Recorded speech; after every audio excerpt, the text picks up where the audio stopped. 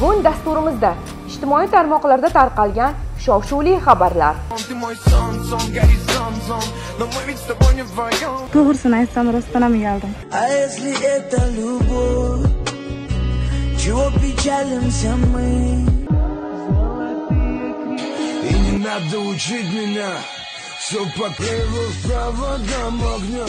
Yoshlik qilib shu xatolar bilmasdan qilib qo'yibman.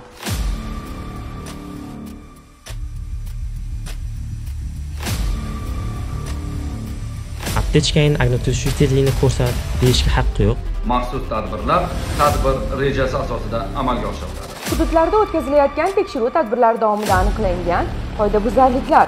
Sizda boshqarish huquqini beruvchi haydovchi guvohnomangiz taqdim qilingan. Qo'qon shahrida o'tkazilgan maxsus reyd tadbiri davomida Harakat davomida uyali aloqa vositasidan foydalanganligingiz uchun sizga nisbatan ma'muriy bayonnoma rasmiylashtirilyapti. Buxoroda yo'l-patrul xizmati xodimiga pora taklif qilgan shaxs qo'lga olindi. Shu va boshqa xabarlarning to'liq tafsiloti bilan hafta ichida dasturning bugungi sonida tanishtirib o'tamiz.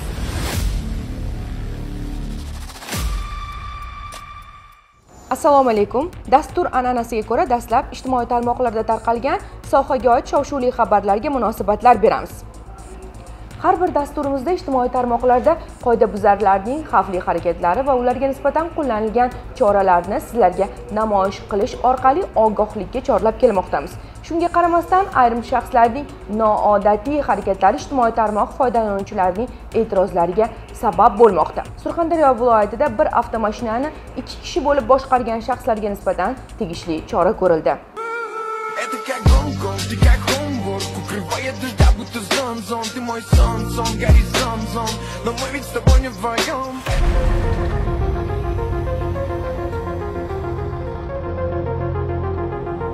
Hurmatli haydovchi, shu ishingiz to'g'ri deb o'ylaysizmi o'zbekchiligimizga? Sizda ham to'g'rimi? Singlingiz yo opangiz bordir.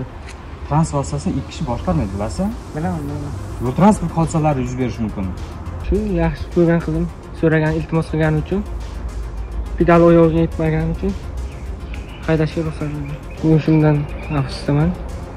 Bu holat takrorlanishini tavsiya bermayman o'zim qator bolalarga. Videoni ko'rib o'zim uyalib ketdim va bu holat boshqa takrorlanmaydi.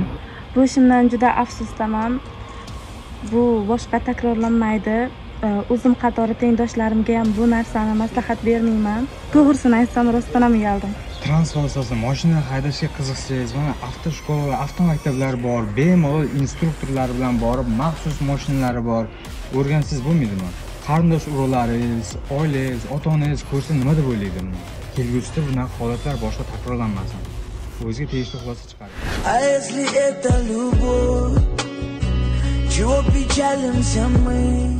Ijtimoiy tarmoqlarda Malibu rusumli transport vositasining haydovchisi miltillovchi chiroq migalka o'rnatib, transport vositasini davlat raqam belgisini o'zboshimchalik bilan yechib, qarama-qarshi harakatlanganligi aks etgan video tarqaldi.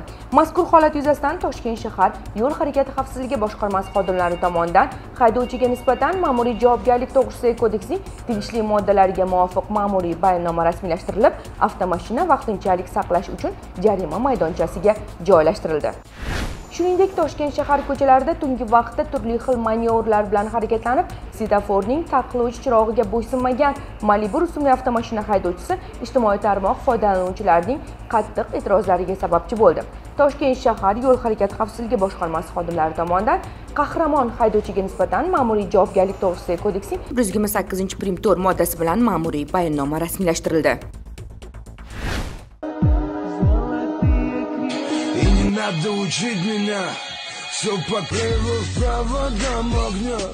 Ijtimoiy tarmoqlarda Lacetti rusumli transport vositasining haydovchisi miltillovchi chiroq, ya'ni migalka o'rnatib, qarama-qarshi harakatlanganligi, transport vositasini davlat raqam belgisini o'zboshimchalik bilan yechib, svetoforning taqiqlovchi qizil ishorasiga bo'ysunmasdan o'zi va o'zgalar hayotiga xavf soluvchi xatti-harakatlar sodir etganligi aks etgan video tarqaldi. Holat yuzasidan Andijon viloyati Ichki ishlar boshqarmasi, Jamoat xavfsizlik xizmati, yo'l harakati xavfsizlik boshqarmasi mas'ul xodimlari tomonidan o'tkazilgan surishtiruv davomida Gentra rusumli transport vositasi hamda uning haydovchisi aniqlandi. Haydovchi bilan o'tkazilgan suhbat davomida haydovchi tegishli toifadagi haydovchilik guvohnomasiga ega bo'lmasdan turib bir nechta qoidabuzarliklarni sodir etgan va bu holat bo'yicha hozirda yo'l harakati xavfsizlik xizmati xodimlari tomonidan O'zbekiston Respublikasi Ma'muriy javobgarlik to'g'risidagi kodeksining tegishli moddalariga asosan haydovchiga tegishli choralar ko'rildi va transport vositasini vaqtinchalik saqlash uchun jarima maydoniga joylashtirildi.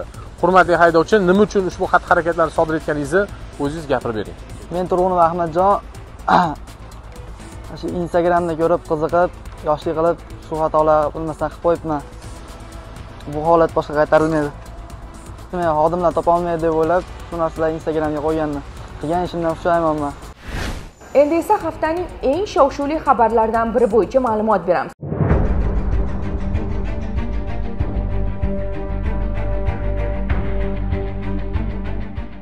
Samarqand viloyati Nurobod tumani 35-umumta'lim maktab stadionida o'zi va o'zgalar hayotini xavf ostida qoldirib, avtomashina boshqarib, bezorilik sodir etgan haydovchi, ya'ni ushbu maktabning xo'jalik ishlari mudiri ekanligi aniqlanib, unga nisbatan Jinoyat kodeksining 277-moddasining 2-qismi bilan jinoyat ishi qo'zg'atildi. Hozirda dastlabki tergov harakatlari olib borilayotganligini ma'lum qilamiz. Barcha haydovchilarni haydovchilik madaniyatiga amal qilib, avtoulovlaringizni boshqarishlaringizni so'rab qolaman. Menga boshqa mana shu holatga tushib o'tirmangizlar. Qilgan ishimdan pushaymonman.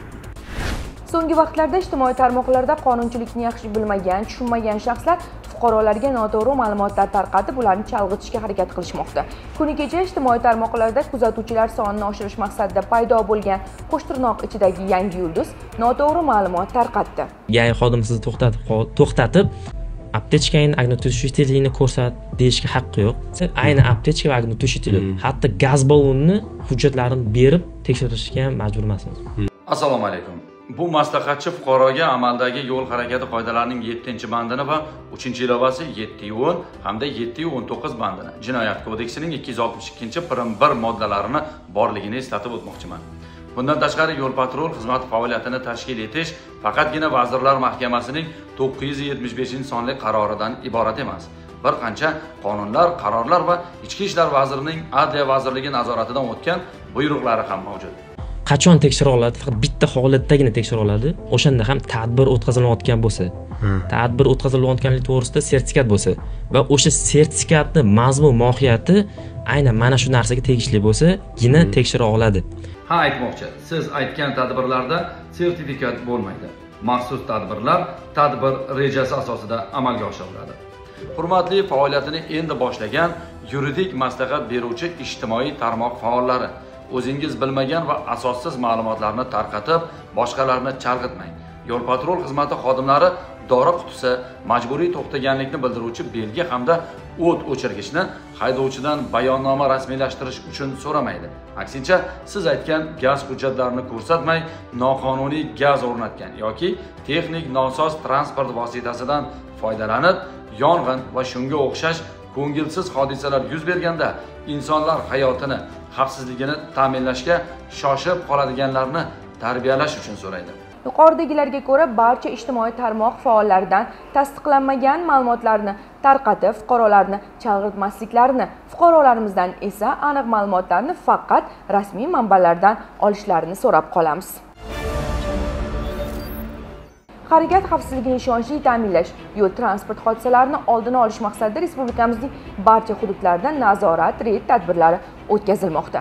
Bizda boshqarish huquqini beruvchi haydovchilik guvohnomasi talab qilingan. Ma'lumki, transport vositasini boshqarish uchun haydovchilik guvohnomasi bo'lishi shart. Haydovchilik guvohnomasiga ega bo'lmagan shaxs tomonidan boshqarilgan avtomashina esa jarima maydonidan joy oladi. Ushbu transport vositasi Farg'ona shahar Sohibqiron Temur ko'chasida harakatga qarama-qarshi to'xtaganligi uchun yo'l-patrul xizmati inspektorlari tomonidan haydovchining hujjatlari tekshirilgan vaqtida haydovchida hech qanday me'yoriy hujjatlar mavjud emasligi aniqlandi. Hozirda haydovchiga nisbatan tegishli tartibda ma'muriy bayonnoma rasmiylashtirilmoqda. Farg'ona shahrida viloyat yo'l harakati xavfsizligi boshqarmasi xodimlari tomonidan o'tkazilgan reyd tadbirida asosiy e'tibor mana shunday qo'pol qoidabuzarliklarga qaratildi. Tegishli hujjatlarsiz boshqarganingiz uchun ma'muriy bayonnoma rasmiylashtirib, mashinangizni vaqtinchalik saqlash uchun jarimadan qo'yib turaman. Yo'l harakati qoidalarining 12-bandini buzib, harakat davomida uyali aloqa vositasidan foydalanganligingiz uchun sizga nisbatan ma'muriy bayonnoma rasmiylashtiryapman. Reyd Red tadbiri davomida haydovchilarning transport vositasini tegishli hujjatlarsiz va hattoki davlat raqam belgisisiz boshqarayotganliklari ham aniqlandi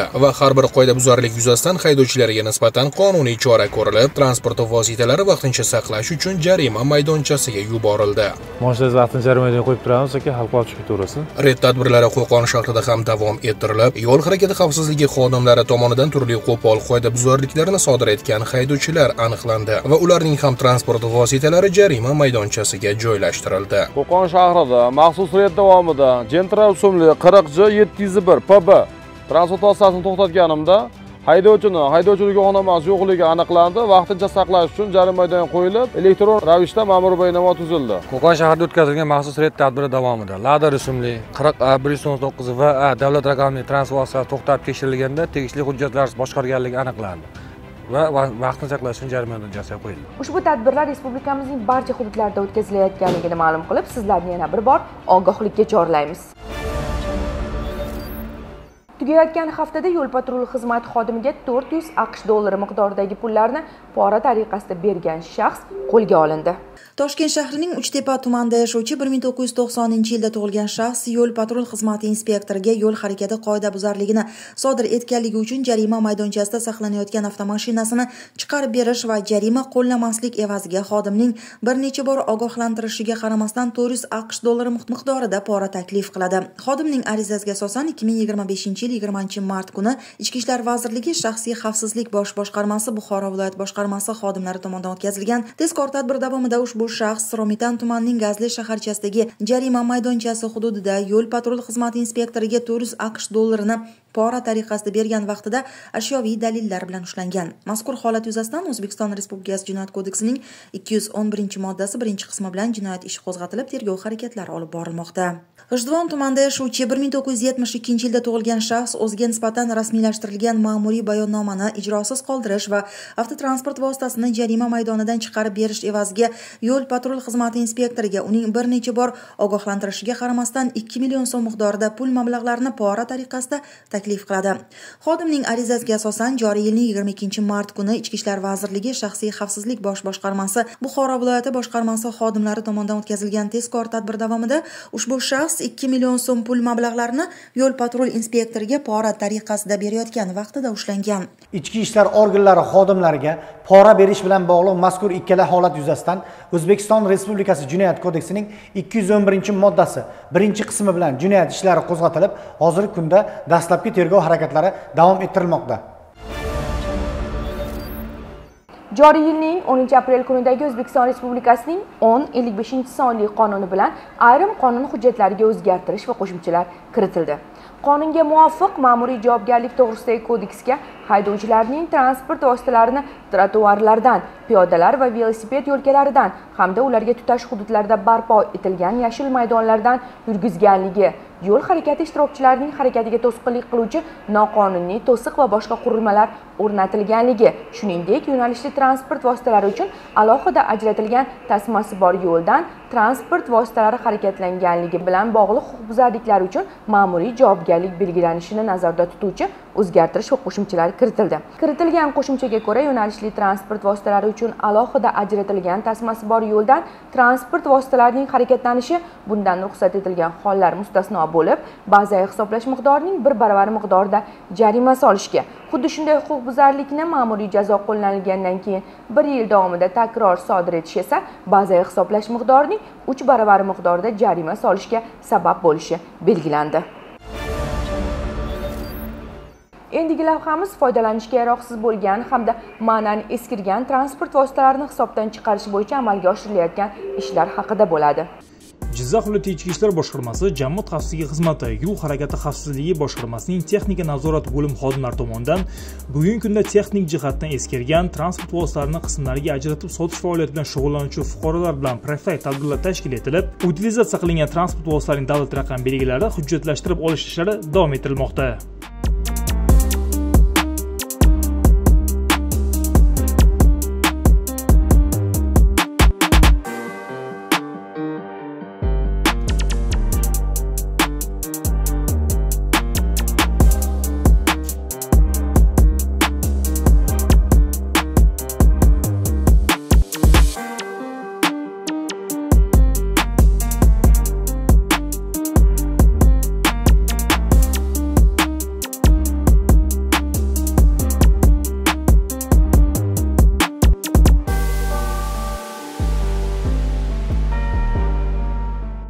Bugungi kunda Jizzax viloyati yo'l harakati xavfsizligi boshqarmasi texnika nazorati bo'limi xodimlari tomonidan foydalanish uchun yaroqsiz va ma'nan eskirgan deb topilgan transport vositalarini aniqlash borasida bir qancha ishlar amalga oshirilmoqda. Jumladan, Jizzax viloyatining Sharof Rashidov tumanida joylashgan Toshkentlik mahalla fuqarolar yig'inidan xonadonma-xonadon yurib o'rganilganda jami 5 dona foydalanish uchun yaroqsiz deb topilgan eski rusumdagi transport vositasining davlat raqam belgilari aniqlanib, hozirda ular hisobdan chiqarishlik uchun Jizzax viloyati yo'l harakati xavfsizligi boshqarmasining ro'yxatlash va imtihonlash bo'limiga yuborilmoqda.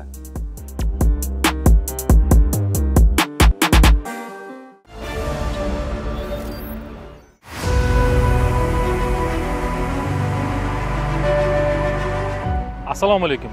Amaldagi yo'l harakati qoidalarining 17-bob 109-bandi. Ya'ni tartibga solinmagan piyodalar o'tish joyiga yaqinlashayotgan transport vositasi haydovchisi qatnov qismini shu yo'nalishda kesib o'tayotgan piyodalarni o'tkazib yuborish uchun tezlikni kamaytirishi yoki to'xtatish shart deb yozib qo'yilgan. Bugun biz ushbu mavzuda kichik bir eksperiment o'tkazib ko'ramiz. Marhamat.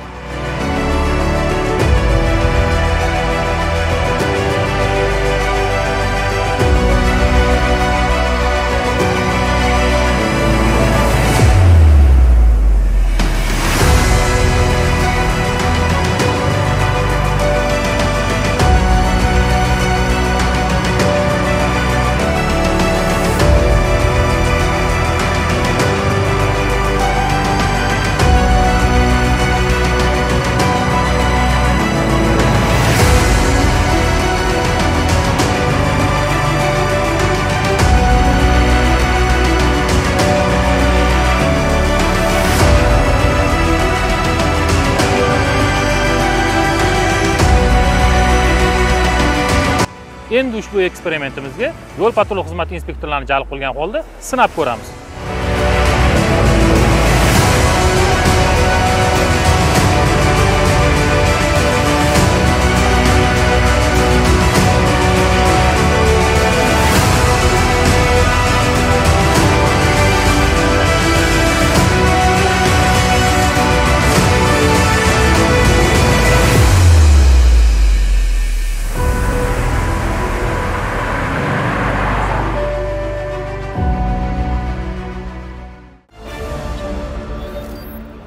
Belgilangan tezlikka amal qilish, yo'l belgilari, yo'l chiziqlari talablarini bajarish, jamiki yo'l harakati qoidalari inson hayotini saqlashga, uni eson-omon manziliga yetib olishga xizmat qiladi. Unga bo'ysunmaslik esa ko'ngilsizliklarga olib keladi. Tugayotgan haftada respublikamizning barcha hududlarida haydovchilarni hushyorlikka chorlash maqsadida targ'ibot avtokarvoni tashkil etildi.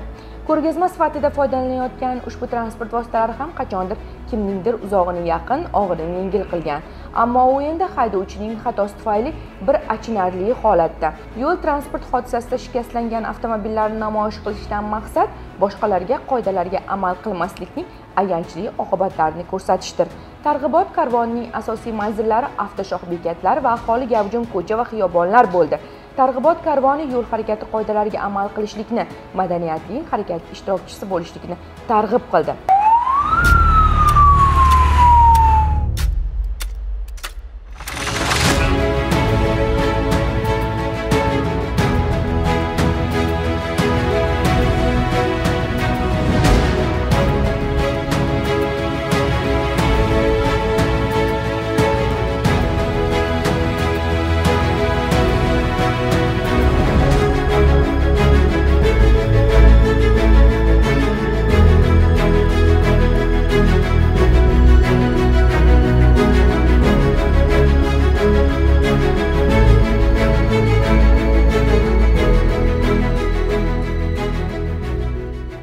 Sizlarga yetkazmoqchi bo'lganimiz shulardan iborat edi. Hafta davomida sohaga oid sodir bo'lgan voqea va hodisalar bilan men Dilnoza Rajabova tanishtirdim. Eng so'nggi ishonchli ma'lumotlarni bizning quyidagi rasmiy sahifalarimiz orqali olishingiz mumkin bo'ladi. Davlat yo'l harakati xavfsizligi xizmati xodimlari tunu kun xalq xizmatida va sizning yoningizda ekanligini aslo unutmang. Hafta davomida sizlarga a'lo kayfiyat, xavfsiz va ravon yo'llar hamroh bo'lsin. Xayr, salomat bo'ling.